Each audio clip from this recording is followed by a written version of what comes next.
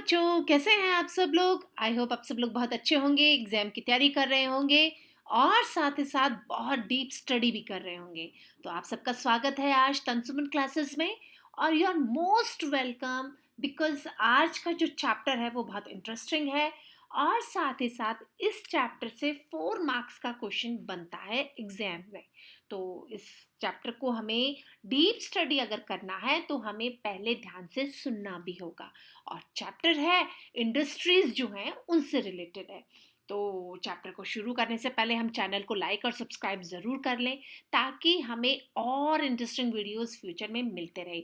आप सब लोगों का सपोर्ट हमारे साथ है और आप सब लोगों को तहे दिल से थैंक यू कि आप हमारे चैनल को पसंद कर रहे हैं और हमें भी तारीफ सुनना उतना ही अच्छा लग रहा है जितना आपको लगता है। तो thanks to all to like and subscribe my channel. So today's topic is industries. देखिए, हम चैप्टर जब शुरू करते हैं ना तो इस चैप्टर में क्या करेंगे हम, इस चैप्टर में हम डिफरेंट टाइप्स ऑफ इंडस्ट्रीज को पढ़ेंगे बच्चों। तो जो इंडस्ट्रीज हैं वो अलग अलग तरीके की इंडस्ट्रीज है, लेकिन अलग अलग तरीके की डिफरेंट टाइप्स ऑफ इंडस्ट्रीज में आज हम कंपैरेटिवली आपस में स्टडीज करेंगे। जैसे कि अगर मैं आपको बताऊं कि in this chapter we will focus on the 3 countries, like जो इंडिया है, यूएसए है और जापान है। ठीक है, तो we will study about the iron and steel industry, cotton textile industry and last information technology industry. Got it?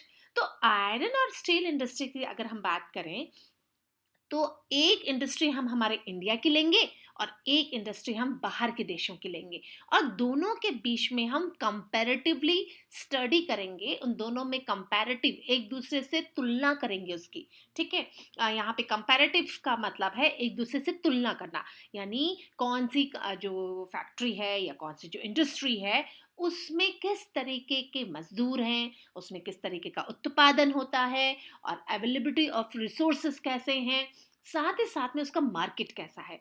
इन सब के बारे में इस चैप्टर में हम डीप स्टडी करेंगे। ठीक है, तो शुरू करते हैं आज का चैप्टर। और चैप्टर जो है वो है comparative studies for the industries. So in industry अगर हम बात करें, हमारा जो इंडस्ट्री होता है ना वो इकोनॉमिक एक्टिविटी जो होती है ना उसके लिए रिस्पॉन्सिबल होता है। इट मीन्स हमारे देश में जितनी ज़्यादा इंडस्ट्रीज होंगी और वो वैल्यूबल रहेंगी। क्यों रहेंगी? देखिए, रिसोर्सेज सभी के पास में है, लेकिन उन रिसोर्सेज का बेटर यूटिलाइजेशन जो होता है ना वो मायने रखता है किसी भी देश को डेवलप करने में। So the industry is an economic activity responsible for the delivering us valuable finished goods that we use in our daily life. That means industries वो हैं जो कि natural resource को अच्छे से यूज करके फाइनल प्रोडक्ट फिनिश गुड्स जो बनाता है और वो जो गुड्स हम हमारी डेली लाइफ में यूज करते हैं। So with the help of the science and technology manufactured goods on a large scale and it has change the small factory towns into the industrial centre. और natural resources में और science में technology में इतनी power है कि वो एक नेचुरल रिसोर्सेज को बहुत ज़्यादा चेंज करके एक छोटी सी फैक्ट्री को बहुत बड़ी इंडस्ट्री भी बना सकता है। तो जो इंडस्ट्रीज है ना बच्चे, वो बहुत सारी चीज़ों पे डिपेंड करती है। तो आज हम इस चैप्टर में इन्हीं के बारे में डिटेल से रीड करेंगे। आई होप आप सब लोगों ने लाइक और सब्सक्राइब तो कर लिया होगा। शुरू करते हैं। The application of science and technology to major goods on a large scale, it has change small factory towns into a big industry. मैंने अभी अभी आपको बताया कि किस तरीके से एक छोटा सा जो ग्रुप होता है, एक छोटा सा जो कारखाना होता है, उसमें अगर हम साइंस और टेक्नोलॉजी के बेटर यूटिलाइज करके बहुत बड़ा उद्योग खड़ा कर सकते हैं। And nowadays the industrial centres are carefully plan. और आज के समय में जब हमारा इतना डेवलप कंट्री हो रहा है, डेवलपिंग कंट्री है और डेवलप की तरफ आगे बढ़ रहा है, तो हम क्या करते हैं, हम हमारे इंडस्ट्रीज को केयरफुली प्लान कर रहे हैं। And they depend on the, किस पे डिपेंड करता है, जो कोई भी हम हमारी इंडस्ट्रीज को स्टैब्लिश करते हैं ना बच्चे, तो वो डिपेंड करती है बहुत सारी चीज़ों पे। जिस तरीके से एग्जाम में हम तैयारी करते हैं, है ना, तो हमारी राइटिंग स्किल भी मायने रखती है, हमारी लर्निंग स्किल भी मायने रखती है ना, हमारी स्पीड भी इसमें इम्पॉर्टेंट होती है। ठीक उसी तरीके से हमारा जो इंडस्ट्रीज हैं वो भी बहुत सारी चीज़ों पे डिपेंड करती है, और वो चीज़ें क्या है? They depend on the availability of power, यानी वहां पे किस तरीके की पावर है। अब यहाँ पे पावर का मतलब यहाँ पे बिजली से है, ठीक है, और पैसे से भी होता है। सो द रॉ मटेरियल, कच्चा पदार्थ कैसा है, और पावर यानी बिजली के साधन कहाँ पे हैं, इनके अंदर ऊर्जा के क्या स्रोत हैं उनमें। लेबर, लेबर इट मीन्स वहाँ पे जो श्रमिक हैं, ये जो मजदूर हैं, वो किस तरीके से हमें अवेलेबल होंगे। कैपिटल, पैसा बहुत सारा चाहिए। अब मार्केट, आसपास मार्केट भी है या नहीं है। और लास्ट जो है वो है हमारा ट्रांसपोर्ट, यानी ट्रांसपोर्ट फैसिलिटी भी बहुत ज़्यादा इम्पॉर्टेंट है किसी भी फैक्ट्री को प्लान करने के लिए। अगर हम बात करते हैं कि सेंटर बिकम आइडियल, वो कब हो सकता है? जब ये सारी चीज़ें हमें अवेलेबल हो। सो ये चीज़ें अगर हमें फैसिलिटीज़ इजीली अवेलेबल है, तो हमारा कोई भी इंडस्ट्री बहुत रैपिडली डेवलप कर सकता है। So the sources in the world are not evenly distributed. हमने बहुत आराम से कह दिया कि हमें इन सब चीज़ों की ज़रूरत होती है, लेकिन क्या आपको लगता है कि वर्ल्ड में ये सारी चीज़ें एक जगह आपको मिल जाएगी? इट इज़ इवनली डिस्ट्रीब्यूटेड, ठीक है। सो नॉट इवनली डिस्ट्रीब्यूटेड, ये हर जगह एक साथ नहीं मिलते हैं। So therefore we have a very few countries in the world, और कुछ ही ऐसे देश हैं हमारे वर्ल्ड में, कुछ ही ऐसे देश हैं जिनके पास ये सब चीज़ें होंगी, तो which have everything required for the growth of the development of the industries. It means जो कि हमारे डेवलपमेंट के लिए, हमारी ग्रोथ के लिए बहुत ज़्यादा ज़रूरी है। तो for the comparative studies we have selected 3 important industries, और आज इन्हीं के तुलनात्मक अध्ययन के लिए आज हम उद्योगों की तुलना करेंगे, और वो होगा आयरन एंड स्टील इंडस्ट्री। जो 3 important इंडस्ट्रीज को आज हम रीड करेंगे इस चैप्टर में, वो कौन कौन सी हैं? वो है iron and steel industry, cotton textile industry, और इंफॉर्मेशन टेक्नोलॉजी। Got it? आप सबको समझ में ही तो आ ही रहा है। तो आज का फर्स्ट टॉपिक जो है वो है iron and steel industry. It means जो आयरन और स्टील इंडस्ट्री है, वो अगर देखा जाए ना, तो हमारे जो मॉडर्न इंडस्ट्रीज हैं उनका बैकबोन कहा जाता है। अब बैकबोन का यहाँ पे क्या है? जैसे हमारे शरीर में रीढ़ की हड्डी होती है ना, हमारा बैकबोन जो होता है वो हमें संभाल के रखता है। हमारे स्केलेटन को, हमारे ढांचे को खड़ा करने में बैकबोन का बहुत बड़ा रोल होता है। ठीक उसी तरीके से मॉडर्न इंडस्ट्रीज जो हैं वो भी हमारी इकोनॉमी को संभाल के रखती है, ठीक है। सो thus the manufacturing and consumptions of iron and steel, it is a measure of the nation's business activity as the standard of living of the people। और आपको बताएं, हमारे अगर देश में मैन्युफैक्चरिंग इंडस्ट्रीज होंगी और कंजप्शंस होंगे ऑफ आयरन और स्टील के, साथ ही साथ में अगर बिजनेस एक्टिविटी ज़्यादा होगी ना, स्टैंडर्ड ऑफ लिविंग लोगों का उतना ही बढ़ता है। इट मीन्स लोगों का जो रहन सहन होता है ना, वो इस पर बहुत डिपेंड करता है। आज की जो फर्स्ट इंडस्ट्री इंडिया की अगर हम बात करें, तो वो है जमशेदपुर। और जमशेदपुर क्यों इम्पोर्टेंट है? बिकॉज जमशेदपुर आयरन और स्टील इंडस्ट्रीज के लिए फेमस है। तो आज हम बात करते हैं iron and steel industries refer to as a backbone of modern industries. ये हमने अभी अभी बात करी। So this is so because it is a feeder industries whose products are used as a raw material for the another industry। It means जो भी steel industries हैं वो एक रॉ मटेरियल पैदा करती है, रॉ मटेरियल को बनाती है दूसरी इंडस्ट्रीज के लिए भी। ठीक है। तो आज हम मल्टीनेशनल स्टील कंपनियों के बारे में बात करेंगे, जिसमें कि टाटा स्टील इंडस्ट्री जो भारत की है वो बहुत ही बड़ी ग्रुप है, बहुत ही बड़ा ग्रुप है ये, प्राइवेट ग्रुप है ये, जिसमें कि जमशेदपुर झारखंड में स्थित है और इसका मुख्यालय जो है, इसका सेंटर जो है वो महाराष्ट्र में है। और अगर हम बात करें तो हर साल इसका 34 मिलियन प्रति वर्ष टन वार्षिक कच्चे स्टील का ये उत्पादन करता है। तो it is very important for us. So Tata and steel industry जो है ना, इसको हम टिस्को के नाम से भी जानते हैं। ठीक है, तो ये तो मैंने आपको छोटा सा इसके बारे में इंट्रो बताया। अब हम अकॉर्डिंग टू चैप्टर पढ़ते हैं कि Jamshedpur is located at the confluence of the, ये क्या है, ये है सुब्रनेखा और खाकरी रिवर। इट मीन्स क्या बताया मैंने आपको, ये सुबरना, लुक एट दिस, यहाँ से यहाँ तक, हाँ, यस, ये नदियों के पास में है जमशेदपुर, और यहाँ पे है सुब्र रेखा और खाकरी रिवर्स इसको बहुत इंपॉर्टेंट बनाती है। So this the city is convenient location for the development of the steel plant. Steel plant के लिए पानी बहुत ज़्यादा ज़रूरी है, जो कि नदियों से मिल जाता है। Thought a few attempts for made India is a major steel or modern lines in the 19th century. But the real beginning, अगर हम इसकी माने, टाटा स्टील की अगर हम शुरुआत माने, तो ये बहुत पहले हो गई थी। लेकिन अगर इसकी शुरुआत को अगर हम ढंग से समझें तो बेटा इसमें क्या है, इसकी जो शुरुआत हुई थी वो हुई थी 1907 में, और Tata iron and steel company limited, जिसको कि शॉर्ट फॉर्म में हम टिस्को के नाम से भी जानते हैं, और ये सेटअप कहाँ हुई थी, जमशेदपुर में। And now the company was name is Tata steel के नाम से आज हम इसे जानते हैं। ठीक है, अब जमशेद जी टाटा जो है ना, इन्होंने इसको स्टैब्लिश किया था। So the Tata steel is the oldest and the largest integrated iron and steel plant in India.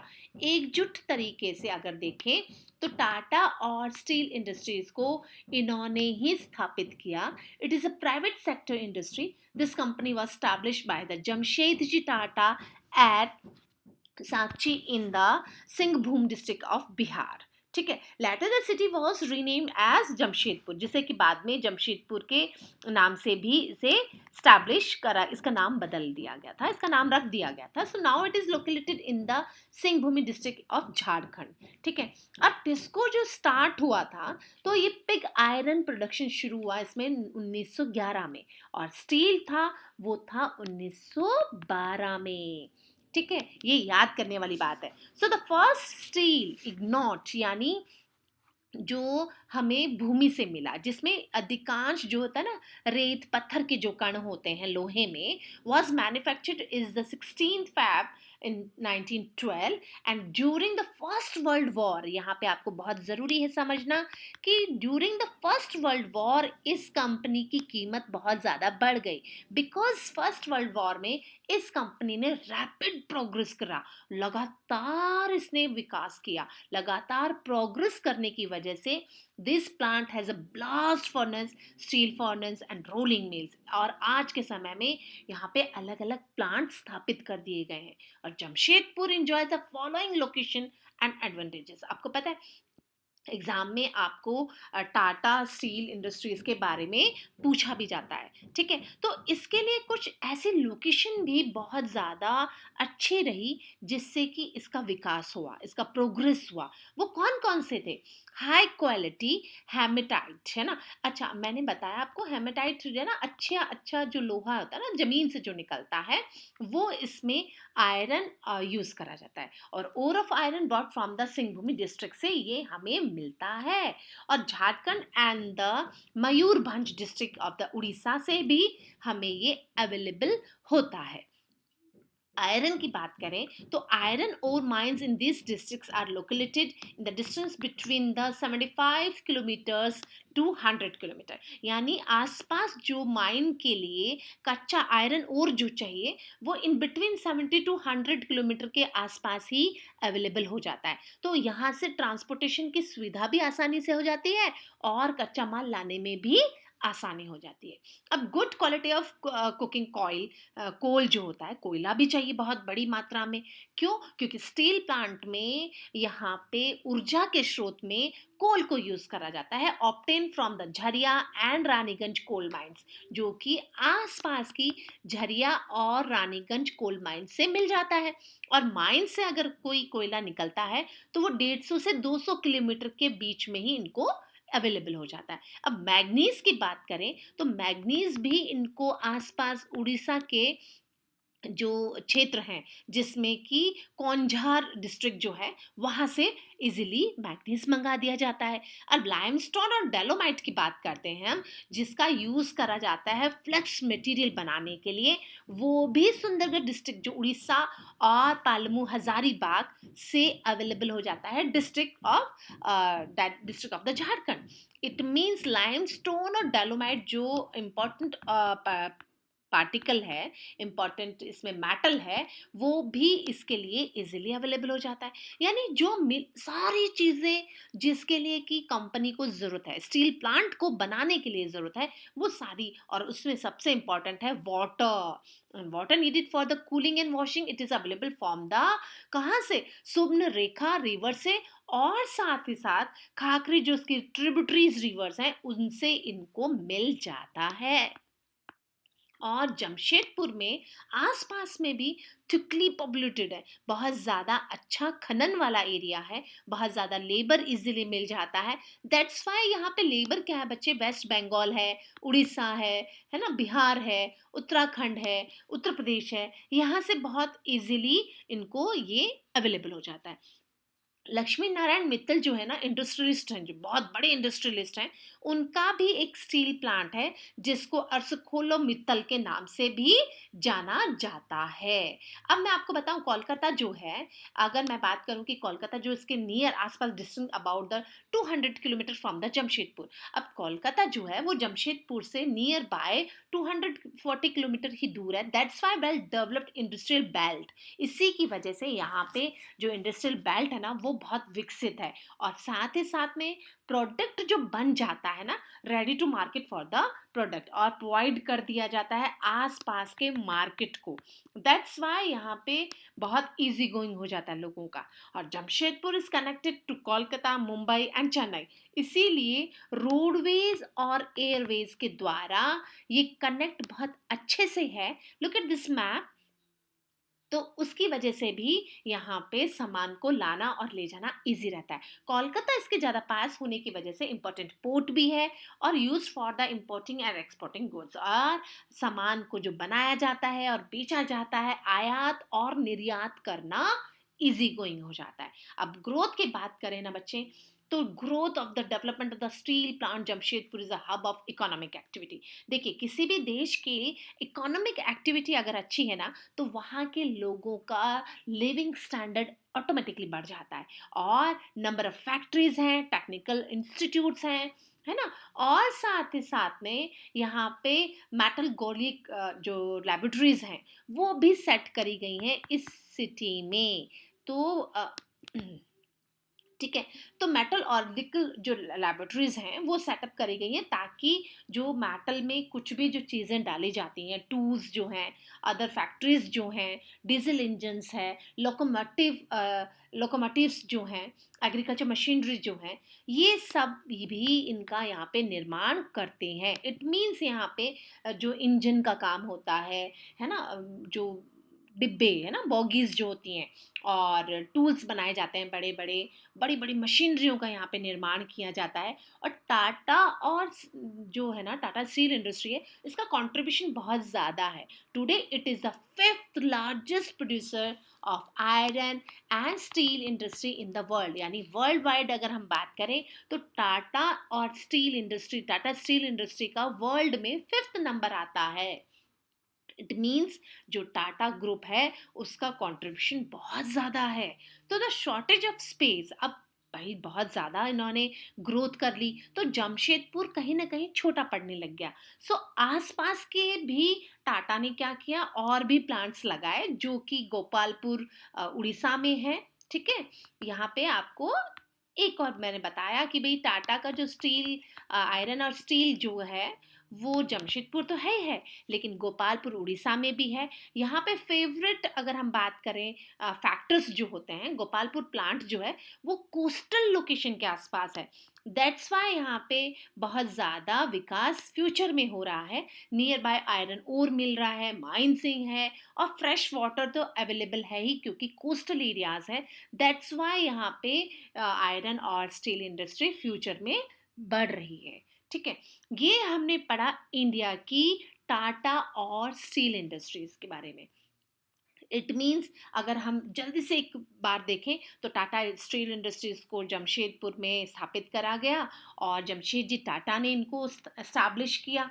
ठीक है, और जमशेद जी टाटा ने जब इसको एस्टैब्लिश किया था तो ये कंपनी उस समय बहुत बड़ी थी क्योंकि इसको सहायता मिली फर्स्ट वर्ल्ड वॉर से। बहुत रैपिडली इन्होंने प्रोग्रेस कर लिया और फिर ये कंपनी ने 34 मिलियन टन हर साल ये अपने कच्चे स्टील का प्रोडक्शन करती है। वर्ल्ड में 5th नंबर पर है ये।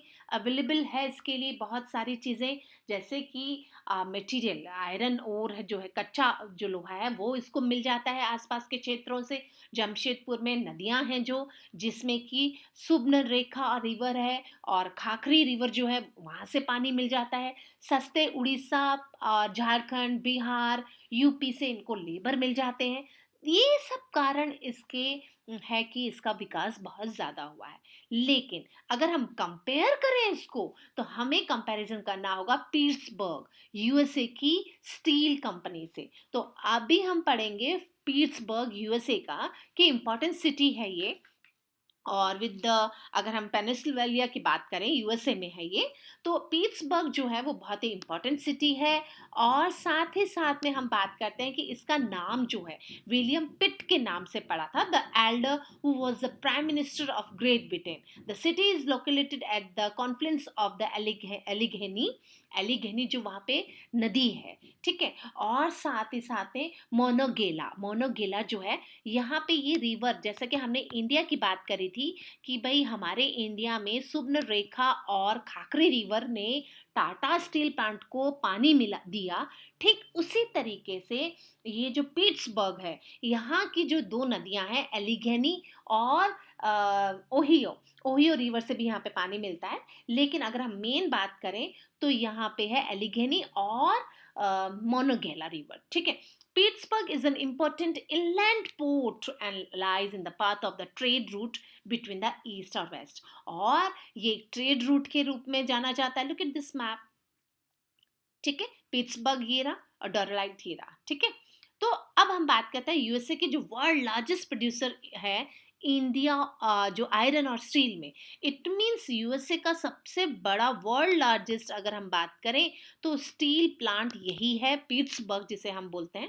1/4 of the world total iron and steel production. The important center of the productions are Middle Atlantic seaboard, Pittsburgh और Youngstown district, Lake Erie region और Chicago Gauge region, और साथ ही साथ में Birmingham Alabama region. It means हमने जैसा पढ़ा था कि हमारे जो झारखंड वाला एरिया है भारत में, ठीक उसी तरीके से ये भी इन सब एरिया को इंक्लूड करते हैं। अब पिट्सबर्ग जो है Youngstown district in the leading centre of the iron और स्टील इंडस्ट्री है, और near the north Appalachian coal fields यहाँ पे अवेलेबल है। दैट मीन्स यहाँ पे कॉमर्शियल और industrial growth in 19th century में हुई है। और first blast of furnace was setup यहाँ पे पहले की शुरुआत से अगर समझें तो यहाँ पे 1782 में इसकी स्थापना करी गई। और for decades of this region has produced nearly half of the iron और स्टील ऑफ यूएसए। और कई सालों तक, दसों सालों तक ये इंडस्ट्री को जो कोई आयरन और स्टील देता रहा है। अगर हम कंबाइंड आउटपुट की बात करें तो दो लीडिंग कंट्रीज हैं जो कि Pittsburgh enjoys the following location. और ये जो यूएसए का बहुत ही बड़ा इम्पोर्टेंट क्षेत्र है क्योंकि Pittsburgh is an important steel city in the USA and most raw material such as coal are available locally. यहाँ पे लोकली अवेलेबल हो जाता है। और अगर हम साथ ही साथ में बात करें तो देखिए इसके लिए बहुत सारी चीज़ें इंजॉय करने के लिए भी है। वो कैसे है? देन अर्ली स्टार्ट इन 1904 में ये शुरुआत करा गया। इसका ये फ़ायदा भी है इसके, और साथ ही साथ में fairly cheap and efficient transportation of high grade iron ore from the north field. इसको नॉर्थ फील्ड से बहुत ज़्यादा इसको कच्चा लोहा कच्चा जो है आयरन और मिल जाता है। दैट्स वाई ये बहुत ज़्यादा इसके लिए हेल्पफुल भी है। और हेल्पफुल इसलिए भी है क्योंकि इसको आसपास ही वो सारी चीज़ें मिल जाती है। Availability of high grade coking coal is a large quantities from the nearby of the Appalachian coal fields, यानी अपालाचिन जो है वहाँ से इसको कोल मिल जाता है। अब जब कोल इसको बहुत सस्ते में और बहुत आसपास में मिल गया तो ये भी इसके लिए बहुत अच्छा रहा है। ठीक है। और बात करते हैं सफिशिएंट वाटर सप्लाई की। तो वाटर सप्लाई जो है वो यहाँ की नदियों से इसको इजीली मिल जाता है।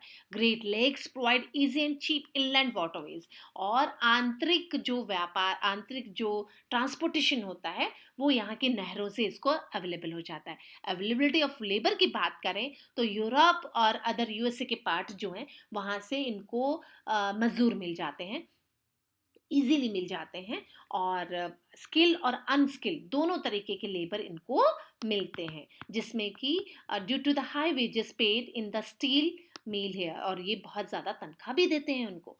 मोस्ट फॉरेनर्स की बात करें तो steel plant located along the river rapid readily readily receive the dispatch of heavy freight forward. यानी यहाँ पे आसपास जो अगर हम बात करें तो इनके जो स्टील प्लांट है वो रिवर बैंक के पास में स्थित है। ठीक है। A thousand of factories in this region provide a ready market for the finished product। और बहुत सारी फैक्ट्रियां भी आसपास में हैं जो कि फिनिश प्रोडक्ट को मार्केट तक पहुंचाने का भी काम करती हैं। अब हम बात करते हैं स्टील मील की।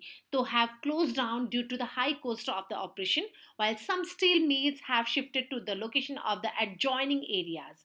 आज के समय की अगर हम बात करें तो बहुत ज़्यादा यहाँ पे मिलों को बंद भी करना पड़ा है बिकॉज ऑफ हाई कॉस्ट उनकी पड़ने लग गई है। थोड़ा सा दूरी में, जब दूरी में अगर आपको कच्चा माल मिलता है तो उसकी कॉस्टिंग बढ़ जाती है।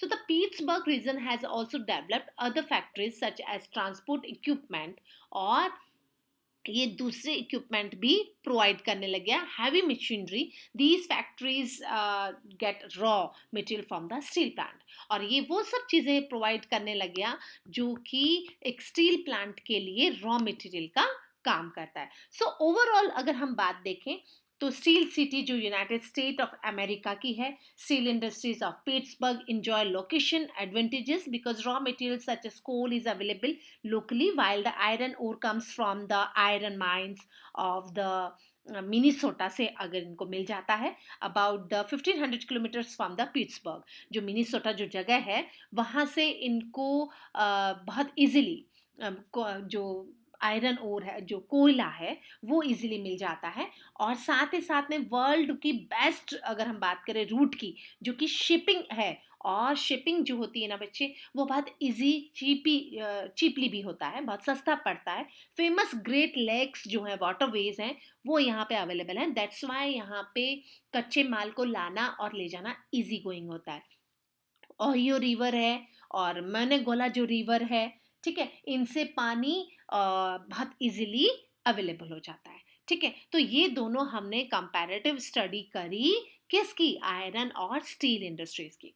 अब हम बात करते हैं कॉटन टेक्सटाइल इंडस्ट्रीज की। तो कॉटन टेक्सटाइल जो इंडस्ट्री है, हम इंडिया के अहमदाबाद की बात करेंगे और जापान की ओसाका के बारे में बात करेंगे। देखिए कॉटन टेक्सटाइल इंडस्ट्रीज जो अहमदाबाद में है ना, आप सबको पता है कि इंडिया में जो टेक्सटाइल इंडस्ट्रीज हैं वॉज सेटअप बहुत पहले हो चुकी थी, लेकिन set up in Maharashtra, Mumbai, then after the largest centre cotton textile जो इंडस्ट्री है वो महाराष्ट्र में, जो कि बॉम्बे है, वहाँ पे बहुत बड़ी मात्रा में, बहुत बड़ी संख्या में यहाँ पे स्थापित करी गई थी। लेकिन the cotton textile industry develop in Ahmedabad in Gujarat, और उसके बाद महाराष्ट्र के बाद कॉटन टेक्सटाइल की अगर हम बात करें तो वो हुआ अहमदाबाद, जो कि गुजरात में है।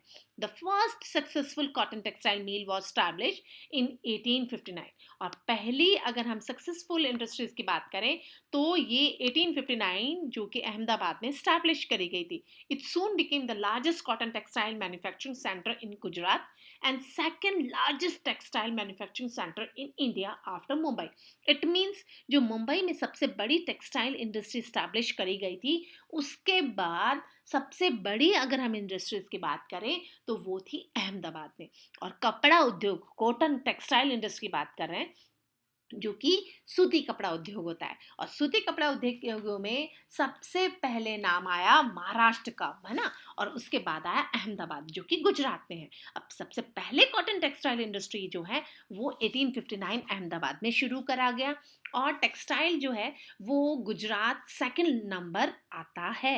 अहमदाबाद की बात करें तो यहाँ पे मैनचेस्टर ऑफ इंडिया कहा जाता है इसको, ठीक है। और ये मैनचेस्टर ऑफ इंडिया, इंडिया का मैनचेस्टर किसे कहा जाता है, तो वो अहमदाबाद को कहा जाता है, because the cotton textile industries यहाँ पे बहुत ज़्यादा ग्रोथ कर रही है। और Mumbai due to the following reason, और मुंबई से भी ज़्यादा ग्रोथ कर रही है, तो उसके कई ऐसे कारण हैं जिसकी वजह से अहमदाबाद ने, हमारे कॉटन टेक्सटाइल इंडस्ट्रीज ने डेवलप किया है। तो ये कौन कौन से कारण हो सकते हैं, देखिए ऐसा है, लैंड रेंट जो है, वेजेस जो है वो बहुत हाई है मुंबई में, जबकि अहमदाबाद में वो सस्ता पड़ जाता है। Mumbai was located as a great distance between the consuming centre, जो कंज्यूम होता है, जो आपका मटेरियल है, वो कंज्यूम सेंटर से थोड़ा दूर है मुंबई में, जबकि अहमदाबाद में पास है। दैट्स वाई ये अहमदाबाद में ज़्यादा डेवलप कर गई है। लोकेशन ऑफ अहमदाबाद की बात करूँ मैं, look at this, Gujarat and Ahmedabad, ठीक है। अब हम बात करते हैं कि डेवलपमेंट रेलवे का अगर हम बात करते हैं तो इंडिया में डेवलप हुआ है, जो कि कलेक्ट करता है रॉ मटेरियल को और डिस्ट्रीब्यूट करता है वो फिनिश गुड को जहाँ पे भी ज़रूरत होती है। तो इट मीन्स जो गुजरात है वो काफ़ी डेवलप कर गया है रेलवे में। इट मीन्स वो उसको हेल्पफुल हुआ है। चीप लेबर्स की बात करें तो इंटीरियर पार्ट जो ऑफ इंडिया है, आंतरिक जो भारत है, यहाँ से उनको बहुत सस्ते मजदूर मिल जाते हैं। और बात करें फेवरेबल कंडीशंस की, तो बहुत सारे डेवलपमेंट कॉटन टेक्सटाइल इंडस्ट्रीज के लिए यहाँ पे इजी गोइंग भी इसलिए रहा है क्योंकि because the city is located near the cotton producing belt of India. यहाँ पे इंडिया में जो कॉटन होता है, उगाया जाता है जो, वो यहाँ पे ज़्यादा उगता है, और उसी की वजह से यहाँ पे अहमदाबाद में ये इंडस्ट्रीज डेवलप करी गई हैं, ठीक है। अब हम बात करते हैं कि भाई अहमदाबाद जो है वो प्लेन एरिया है, और प्लेन एरिया में हमारा स्टैब्लिश करना ज़्यादा इजी रहता है। मील्स को, कारखानों को बनाने के लिए प्लेन क्षेत्र चाहिए, और वो अहमदाबाद में है। Ahmedabad is located in the bank of the Sabarmati river, it provide sufficient fresh water. Sabarmati river से इनको फ्रेश वाटर भी मिल जाता है। दैट्स वाई यहाँ पे पानी की कमी नहीं है। ह्यूमिड क्लाइमेट है जो कि स्पिनिंग और वेविंग, जो कताई और बुनाई के काम आता है। दैट्स वाई यहाँ पे बहुत ज़्यादा कॉटन टेक्सटाइल इंडस्ट्रीज डेवलप कर गई हैं। और हाइड्रो इलेक्ट्रिसिटी जो होती है ना, वो यहाँ पे बहुत ही सस्ती मिल जाती है। इसके लिए पावर भी इजी गोइंग होता है, और सेमी स्किल्ड लेबर जो मिल जाते हैं, क्योंकि यहाँ पे थिकली पॉपुलेटेड एरिया है, तो यहाँ पे गुजरात और महाराष्ट्र के जो लोग हैं वो यहाँ पे मजदूरी करने के लिए आ जाते हैं। वेल डेवलप्ड रेल है, नेटवर्क बहुत अच्छा है ट्रांसपोर्टेशन का, फिनिश गुड्स को पोर्ट एरिया से भी बाहर भेजा जाता है, और इनलैंड भी यहाँ पे विकास करा जा सकता है, इसको डेवलप करा जा सकता है। और साथ में जो आंतरिक जो मार्केट है वो भी इजी गोइंग होता है। Since the 2 decades the cotton textile meet of Ahmedabad was facing some problem, लेकिन कुछ एक सालों से अहमदाबाद में कुछ ऐसी प्रॉब्लम आ रही है जिससे कि यहाँ के प्रोडक्शन को थोड़ा सा प्रॉब्लम फेस करना पड़ रहा है। और वो क्या है, it has lead to the closure to the several mills, the problems are obsolete machinery, ठीक है, lack of funds for the upgradation, creation of many new centers और increasing demand of the synthetic fiber।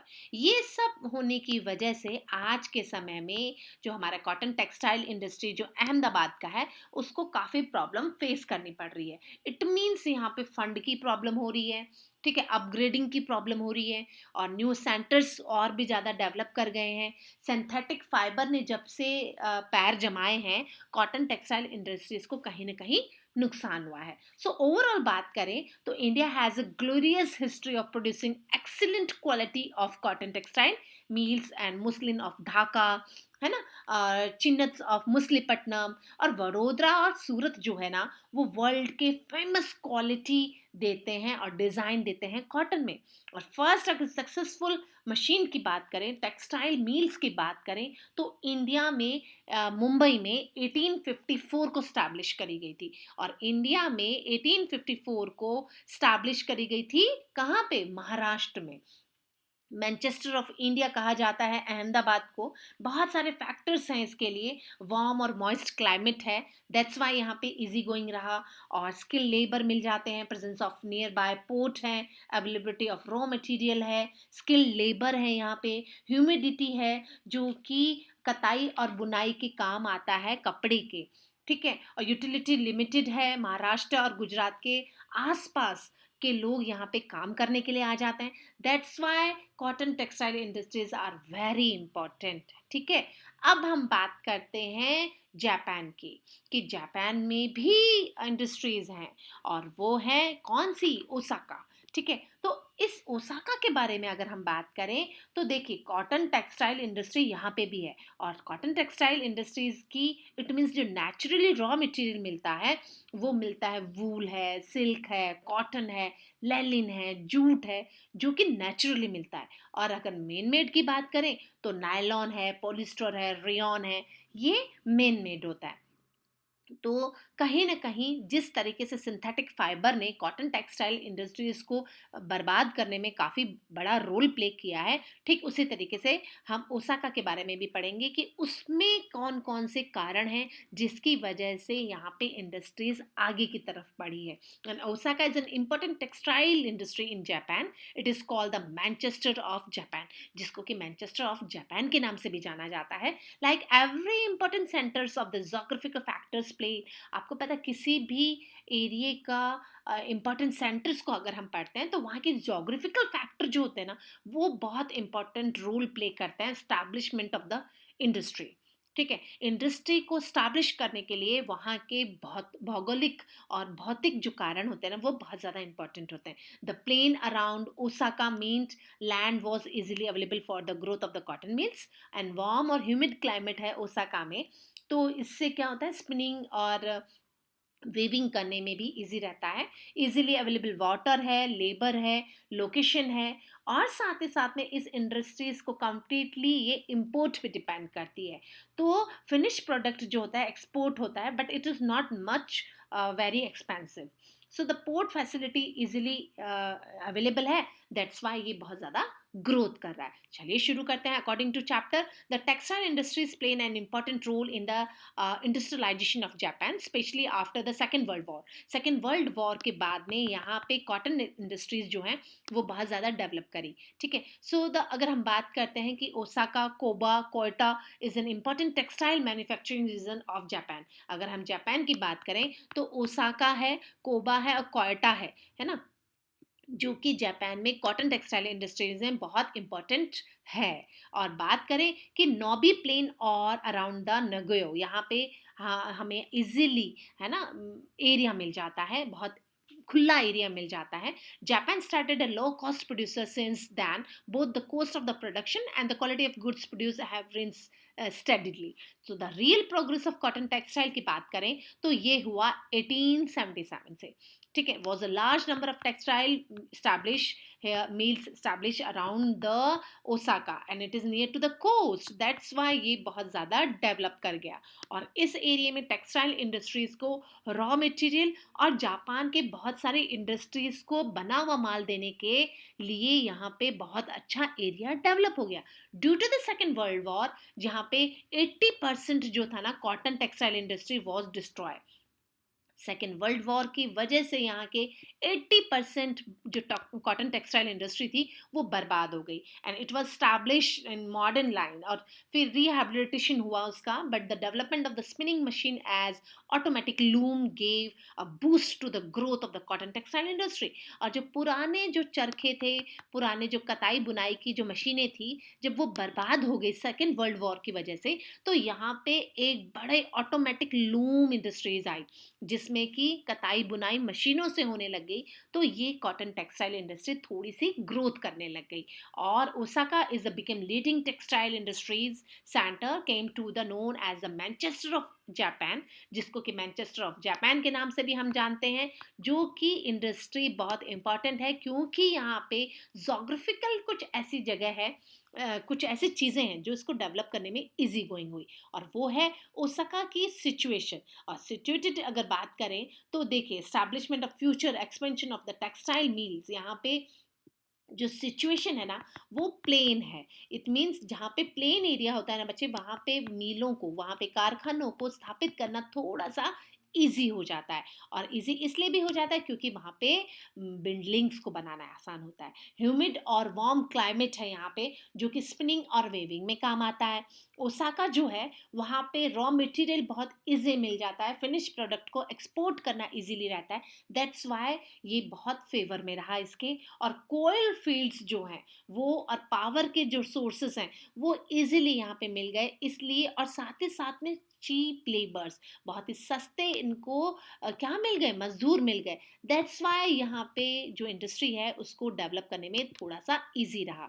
New technology इन्होंने use करी है, machinery जो है वो organise तरीके से है, इंडस्ट्रीज को बहुत ज़्यादा प्रॉफिट हो रहा है। तो एशियन और African countries provide a large market for the finished product, और एशिया और अफ्रीका की जो कंट्रियां हैं, जो कंट्रीज हैं, जो देश हैं, उनकी वजह से इनको एक फिनिश प्रोडक्ट बेचने में भी बहुत इजी रह रहा है। सो एट प्रेजेंट अगर हम बात करते हैं कॉटन टेक्सटाइल इंडस्ट्री की, तो Osaka is fully dependent on import raw material. It means ये इम्पोर्ट करता है रॉ मटेरियल, जिस पे ये बहुत ज़्यादा निर्भर करता है। सुपीरियर क्वालिटी का कॉटन बनाता है, इंपोर्ट करता है इजिप्ट, यूएसए और चाइना और इंडिया को। ठीक है, यानी आपको यहाँ पे ये भी पता होना चाहिए कि भाई जो बना हुआ माल है ये कहाँ बेचता है, तो बना हुआ ये माल बेचता है यूएसए, चाइना, इजिप्ट, इंडिया। और स्पिनिंग और वेविंग ऑपरेशन जो होता है ना वो सेपरेटली करे जाते हैं। Look at this, the map Osaka in Japan. ठीक है,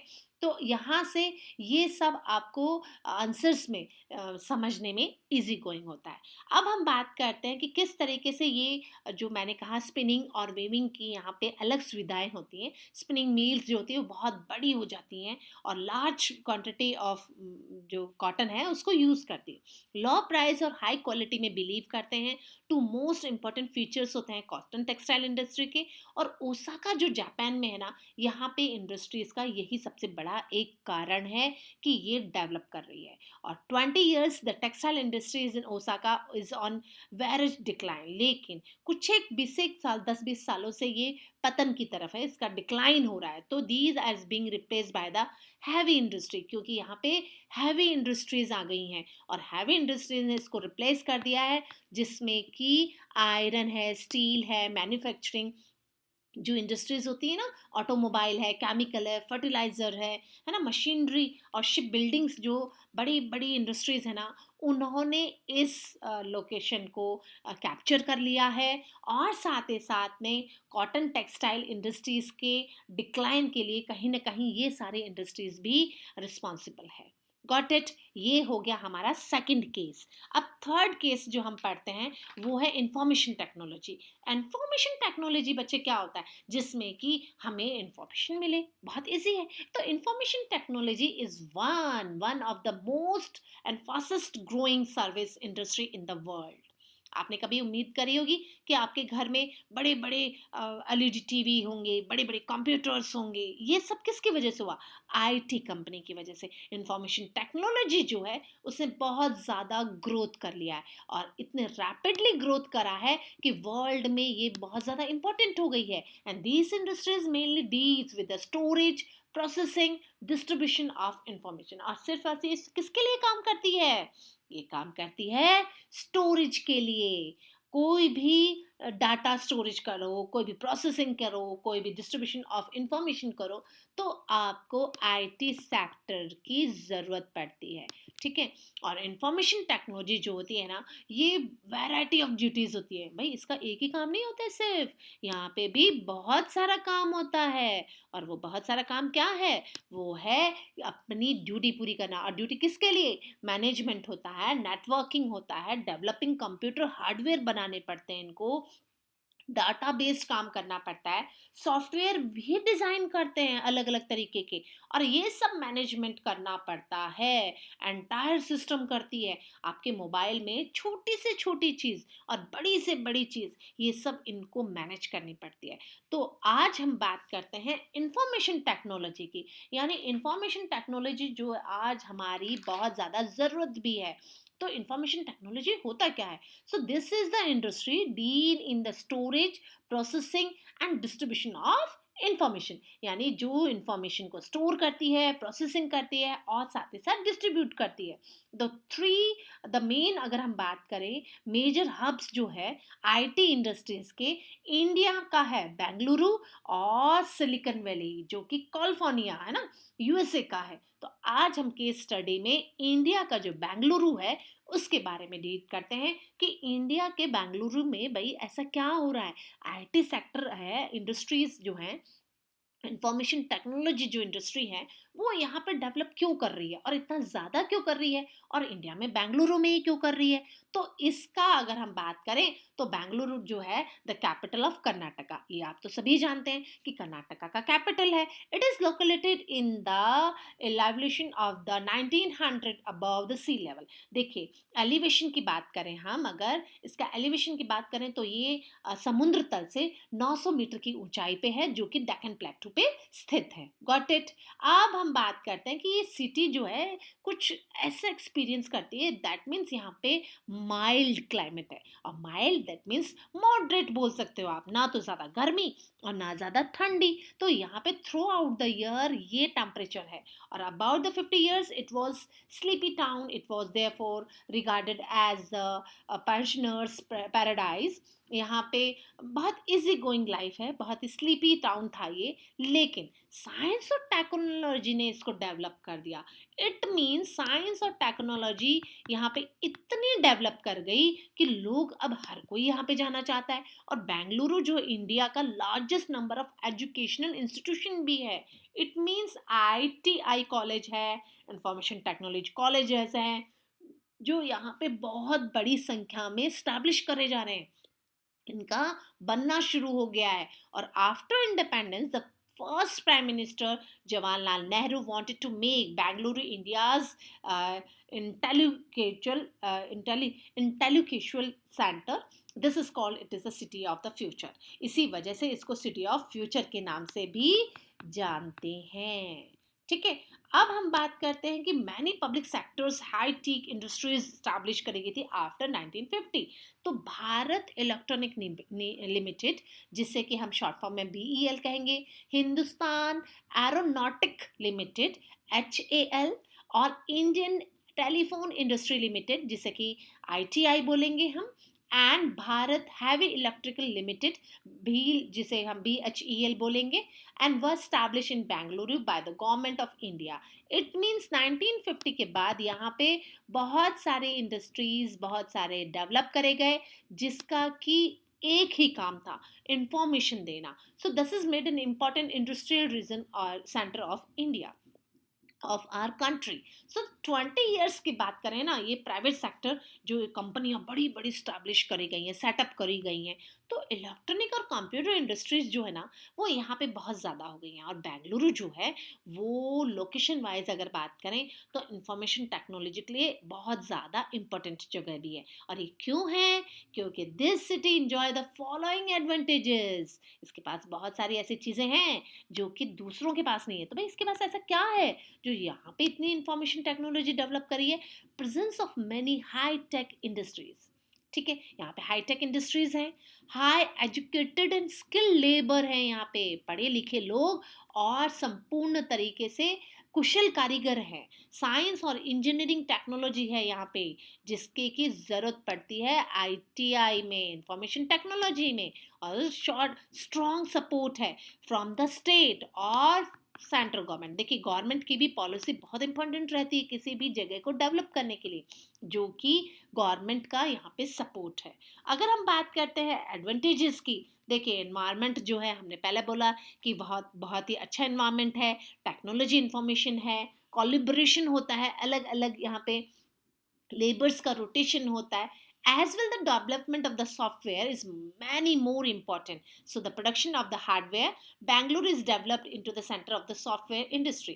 The Karnataka government was the first announced the information technology policy in 1992 में जब कर्नाटका की गवर्नमेंट ने इंफॉर्मेशन टेक्नोलॉजी पॉलिसी बनाई, तो the rapid development information technology industry attract many multinational companies to set up their offices here. तो इसी से वजह से बहुत सारी कंपनियां अट्रैक्ट हुई। और जो बात करें अगर टैक्सेस इंस्ट्रूमेंट्स की, selected Bengaluru to develop their base for the Asian Pacific region, USA के द्वारा जो स्टैब्लिश करी गई थी, और इसमें हेडक्वार्टर भी इसे ही बनाया गया था, ताकि ताकि बच्चों बेंगलुरु जो है ना has a direct satellite link with the headquarters of the DALs, and the satellite communication help the domestic software company to work from the distant customers। और यहाँ पे बैठ के दूर दूर के कस्टमर से ये डायरेक्ट बात करते हैं। सॉफ्टवेयर ऐसे बनाए गए हैं, कंपनी को काफ़ी हेल्पफुल है। अब 1980 की बात करते हैं तो कर्नाटका गवर्नमेंट ने और इलेक्ट्रॉनिक सिटी बना दिया इसको, और 18 किलोमीटर आउटसाइड बेंगलुरु के यहाँ पे एक नया शहर बना दिया गया। This is made Bengaluru the Silicon Valley of India, और इसी की वजह से इसको सिलिकॉन वैली ऑफ इंडिया भी बोला जाता है। क्यों बोला जाता है? देखिए, जब बेंगलुरु में बहुत ज़्यादा भीड़ हुई ना, तो गवर्नमेंट ने 18 किलोमीटर आउटसाइड यहाँ पे सिटी बना दिया, जिसको इलेक्ट्रॉनिक सिटी का नाम दिया गया। और हम बात करते हैं कि most of the computer software companies of the world such as IBM, Oracle Corporation, Micro Focus और फिजिस्तास India is now based on कहाँ पे? बेंगलुरु में। It establishment statement that there is more than 30 software firms of Bangalore. Most of our medium size employ are 200 techniques यहाँ पे इस्तेमाल करी जाती है अलग अलग तरीके से, और more than 70% of the companies are Indian. We feel proud कि यहाँ पे इतनी सारी कंपनियां हैं जिसमें कि इंडियन कंपनी तो 70% है, and their owners have worked in USA. After getting a guaranteed degree from the American universities, these foreign clients have becoming confident about the ability of Indians. We feel proud and design for the further manage there project. यहाँ से design बनाई जाती है, उनके project तैयार करे जाते हैं, क्लाइंट्स जो बाहर के हैं वहाँ बैठ के वो काम कर लेते हैं। So the Bengaluru has now surpassed Mumbai to the first software in centre in India. ठीक है। So now many multinational company जो हैं वो आज के समय में यहाँ पे बहुत ज़्यादा डेवलप करी हुई हैं, लेकिन now many multinational companies such as Siemens है, मोटरोला है, सिटी क्रॉप है, और बहुत सारे डेवलप करे गए हैं सॉफ्टवेयर जो कि बेंगलुरु में बनाए गए हैं, और इलेक्ट्रॉनिक सिटी प्रोवाइड करता है। इंफॉर्मेशन टेक्नोलॉजी इंडस्ट्री यहाँ पे स्टैब्लिश करी गई है। दैट्स वाई ये एशिया का fastest growing city है, and this city has experienced rapid growth of the international market। Software development में बहुत ज़्यादा ग्रोथ कर रहा है, जिसमें कि अगर हम बात करें इंफॉर्मेशन टेक्नोलॉजी की, जिसमें दिल्ली है, न्यू दिल्ली है, गुरुग्राम है, नोएडा, चेन्नई, हैदराबाद, पुणे, कोची, चंडीगढ़, बेंगलुरु जो कि आगे लीड कर रहे हैं।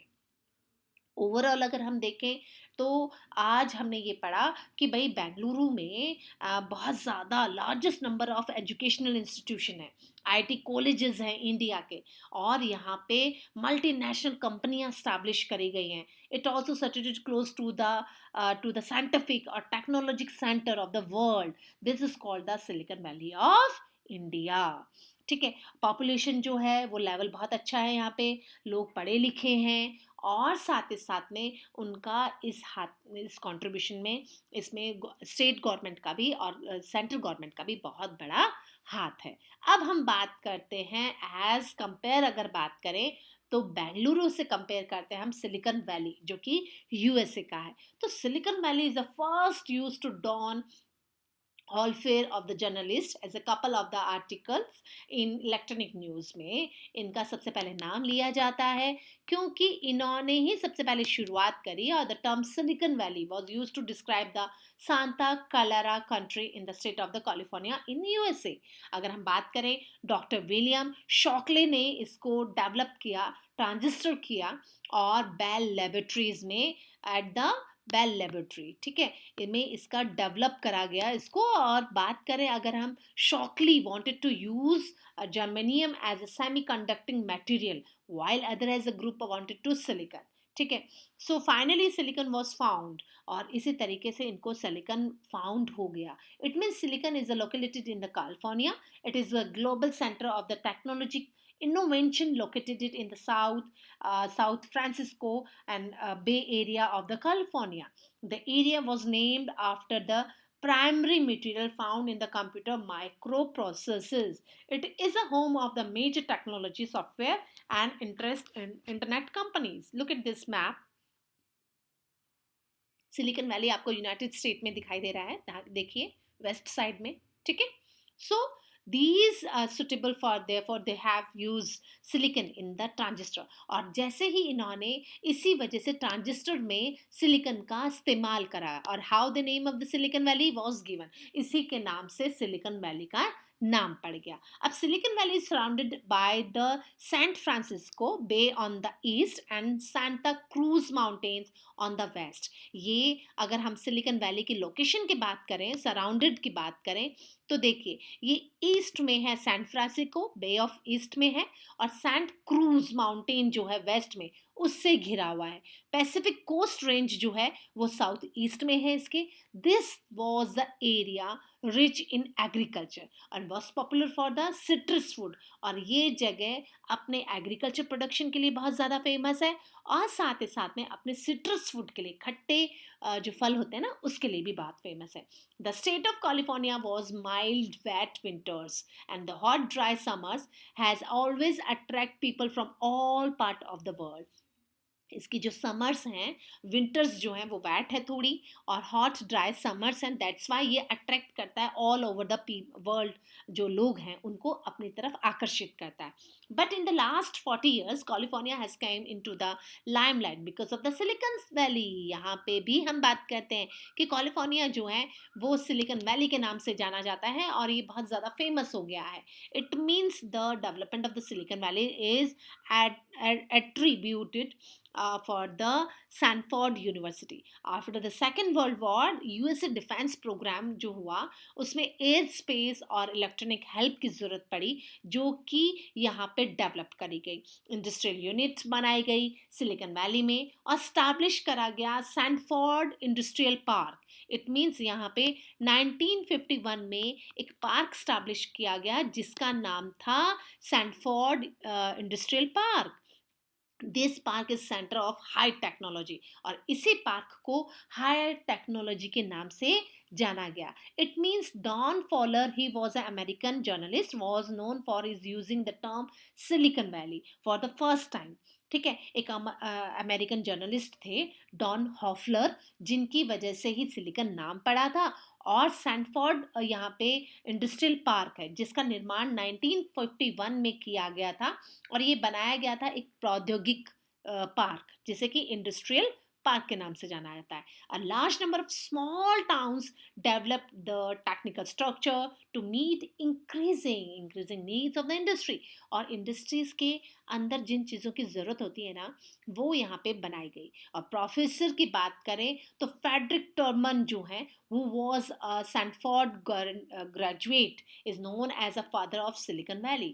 और यहाँ के जो प्रोफेसर हैं उनको हम किस नाम से जानते हैं? फादर ऑफ सिलिकॉन वैली के नाम से जानते हैं, क्योंकि इनका बहुत इम्पोर्टेंट रोल रहा है इस एरिया को डेवलप करने के लिए। ठीक है। तो प्रोफेसर फैड्रिक टर्मन की बात करें तो he asked his students to Stanford University to straw new units for the development of the computer और electronic industry in this reason.